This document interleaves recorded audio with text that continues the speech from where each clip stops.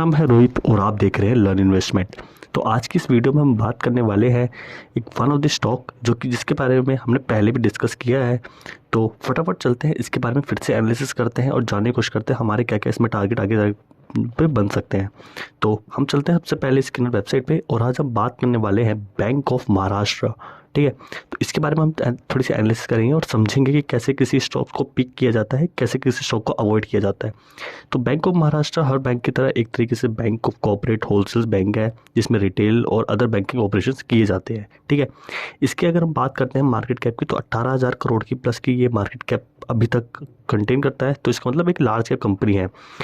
उसके डिविडेंड, इसके स्टॉक की पी की पहले बात करते हैं। तो स्टॉक का जो पी है वो 11 रुपये का निकल के आता है जो कि बहुत ही अंडर वैल्यूड इसको पूरी से इंडिकेशन देता है। स्टॉक का आरओई मुझे बहुत अच्छा देखने को मिलता है जो कि 8% का है। स्टॉक की अगर बात करते हैं करंट प्राइस की तो 27 रुपये पे करंट प्राइस इसका ट्रेड कर रहा है। बुक वैल्यू इसकी 20 रुपये की निकल के आती है। तो अपनी जो बुक वैल्यू है उससे जो करंट प्राइस है वो ज़्यादा ऊपर नहीं है। ठीक है, आप कह सकते हो कि ऑलमोस्ट सेम ही प्राइस पे यहाँ पे देखने को मिलता है। तो इसके अंदर हमें अगर हम बात करते हैं एक ओवरऑल फाइनेंशियल्स बिना फाइनेंशियल के जाने तो मुझे यहाँ पे एक जो पॉइंट अच्छे देखने को मिलते हैं, पहला इसका जो स्टॉक का पी है वो 11 रुपये का है, यानी कि एक पूरा अंडर वैल्यूड यहाँ पे पूरा इंडिकेशन देखने को मिलता है। आरओई भी बहुत ही अच्छा यहाँ पे है। एक बात करते हैं प्लस पॉइंट की, वो है 1.81 यानी कि डिविडेंड यील्ड। तो यहाँ पे जो डिविडेंड है वो हर ईयर ना दे रही है कंपनी, तो ये क्या कर रही है, कभी कभार दे रही है, जैसे इसकी सेल्स ज़्यादा अच्छी होती है तब देती है। ठीक है, तो इस ईयर भी इन्होंने अच्छा खासा इसमें डिविडेंड भी हमें दिया है। बात करते हैं यहाँ पे प्रॉफिट एंड लॉस। तो 2011 के अगर मार्च की बात करेंगे तो रेवेन्यू जो जनरेट हुआ था वो 5,500 करोड़ का था, जिसका जो नेट प्रॉफिट निकल के आता था 335 करोड़ का। बहुत ही अच्छे तरीके से कंपनी ने 2015 तक अच्छे सेल्स दिखाई। 2016 से लेके एक 2000 आप कह सकते हो 19 तक बहुत ही ज़्यादा यहाँ पे कंपनी को लॉस बना, इतना ज़्यादा प्रॉफिट नहीं बना पाई। इस चक्कर में कंपनी ने कभी डिविडेंड नहीं दिया। इसकी बात करें 2020 और 2021 में कंपनी ने अच्छा प्रॉफिट बनाया, पर एक अच्छा खासा प्रॉफिट नहीं बनाया जो पहले जैसा था। ठीक है, पहले से ज़्यादा अच्छा प्रॉफिट नहीं बना। बात करते हैं 2022 की, तो 2022 में अगर आप बात करो तो 13,000 करोड़ की यहाँ पे सेल्स निकल के आई। बट पिछले 12 महीने की अगर हम बात करेंगे तो यहाँ पे 14,000 करोड़ की यहाँ पे सेल्स देखने को मिलती है। ठीक है, तो यहाँ पे जो सेल्स है बहुत अच्छी निकल के आती है, यानी कि ऑल टाइम हाई की यहाँ पे सेल्स निकल के आते हैं, रेवेन्यू जो है और ज़्यादा निकल के आता है। यहाँ पे बात करते हैं नेट प्रॉफिट, जो कि नेट प्रॉफिट जो निकल के आया इस बार 1,600 करोड़ का निकल के आया, जो कि आप देखेंगे कभी भी इतना अच्छा प्रॉफिट नहीं बना। तो जो नेट प्रॉफिट है बहुत अच्छा जनरेट हो रहा है, तो इसके अंदर जो पोटेंशियल है अपसाइड जाने का ये भी बहुत अच्छा देखने को मिलता है। अगर यही रिवेन्यू ऐसे रिवेन्यू आगे भी बना रहा तो हमें पता है कि हमें भी 30% के आसपास यहाँ पे भी हमें अच्छा खासा एक डिविडेंड पे आउट देखने को मिल जाएगा आने वाले टाइम पे। तो यहाँ पे हमें डिविडेंड भी अच्छा देखने को मिल रहा है, तो यहाँ पे जो है प्रॉफिट काफ़ी अच्छे बन जाता है। बात करते हैं बैलेंस शीट की, तो बैलेंस शीट में यहाँ पे आप देखेंगे 7,300 करोड़ का मार्च 2022 में यहाँ पे रिजर्व है, बट लेकिन बोरिंग यहाँ पे 2 लाख करोड़ के पार हो चुकी है। बोरिंग आप देखेंगे साल टू साल जो है इंक्रीज़ हुई है। इसका मतलब क्या है कि कंपनी जो है बड़े बड़े बैंक से पैसा ले पा रही है और जो उसके जो छोटे छोटे जो आप कह सकते हो रिटेलर्स हैं उनको दे पा रही है। ठीक है, यानी कि जितना ज़्यादा पैसा ले पाएगी तो उसका मतलब है कि उसके अंदर पोटेंशियल है कि अपने आप को अपसाइड लेके जाने का। ठीक है, तो यहाँ पे जो है बोरिंग भी ज़्यादा अच्छी देखने को मिल जाती है, क्योंकि जो बैंक सेक्टर होता है इसका काम ही यही होता है कि बड़े बड़े बैंक से पैसा लेना। ठीक है,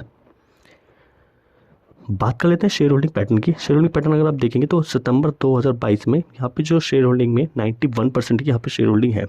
ठीक है, 2019 दिसंबर में जो शेयर होल्डिंग थी 92.4% के आसपास थी।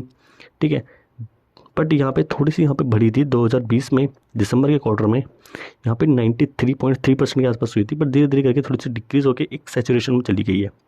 बात करते हैं एफआईज की, तो एफआईज ने कंटिन्यू यहाँ पे फॉरेन इन्वेस्टर्स जो होते हैं, हमारे जो फॉरेन इन्वेस्टर्स होते हैं, उन्होंने एक अच्छी खासी यहाँ पे होल्डिंग थोड़ी सी बढ़ाई है। 0.1% के आसपास थी, बट सितंबर में 0.2% यानी 0.04% के आसपास तो यहाँ पे इंक्रीमेंट हुआ है। बात करते हैं इंडिया के इन्वेस्टर, तो उन्होंने भी 0.04% से बढ़ाया। यहाँ पे बात करते हैं पब्लिक इन्वेस्टर जिन्होंने यहाँ पे अपनी होल्डिंग थोड़ी सी कम करी है। ओवरऑल बात करेंगे तो प्रोमोटर्स के बाद जो होल्डिंग है वो बहुत अच्छे देखने को मिलती है, यानी कि 91% के आसपास मुझे देखने को मिलती है। तो ये एक प्लस पॉइंट यहाँ पे पूरा बनता है। बात करते हैं ट्रेडिंग व्यू के चार्ट की, तो हम आ चुके हैं ट्रेडिंग व्यू के चार्ट पे, और अब हम देखेंगे टेक्निकल टारगेट, यानी कि हम कितना इन्वेस्ट करके कितना हम इसमें अर्न कर सकते हैं। पहले लेते हैं इसका लो, जो कि कोविड का लो है। ठीक है, तो ये कोविड का लो बनता है। इस पर बात करते हैं हम अपने टारगेट्स के। तो अभी हम बात करते हैं ये जो प्राइस है, ये प्राइस भी यहाँ पे ये वाला प्राइस। ठीक है, इसको थोड़ा सा मैक्सिमाइज़ करते हैं जिससे कि आपको एक ब्रॉडर व्यू मिल पाएगा। ठीक है, तो ये जो प्राइस बेसिकली निकल के आता है आप देखेंगे, ये कहते हैं, इसको हम कहते हैं कप विथ हेडन पैटर्न। ठीक है, तो अगर हम इसको यहाँ से लें ब्रश और कप और विद हैंडल, ठीक है, तो cup with handle kind of pattern यहाँ पे देखने को मिलता है, जिसमें हैंडल जो है 50% रिटेस्ट ऑलमोस्ट हो चुका।